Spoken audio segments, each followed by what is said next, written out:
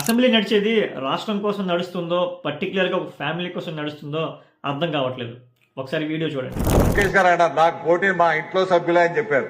మరి నారా దేవాంశ్ చూస్తే 10 సంవత్సరాల్లోనే చైల్డ్ ప్రాడిగీగా చెస్ లో అయితే ఆయన ఫాస్టెస్ట్ చెక్ మేట్ సాల్వర్ గా ఆయనకు ఒక బిరుదు కూడా వచ్చింది.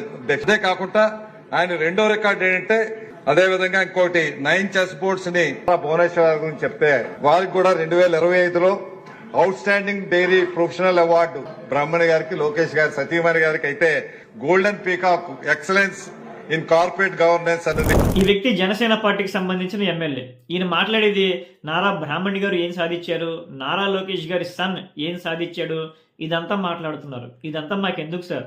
మాకు కావాల్సిందే రాష్ట్రంలో ఏం జరుగుతుంది, రాష్ట్ర ప్రజలు ఏం ఇబ్బందులు పడుతున్నారు, అట్లీస్ట్ మీ కాన్స్టిట్యున్సీ గురించిన మాట్లాడండి. ఎందుకంటే అసెంబ్లీ రన్ అయ్యేది రాష్ట్రం కోసం, ఫ్యామిలీ కోసమో, ఎవరినో జాకీలు పెట్టి లేపడం కోసమో అసెంబ్లీ రన్ చేయట్లేదు.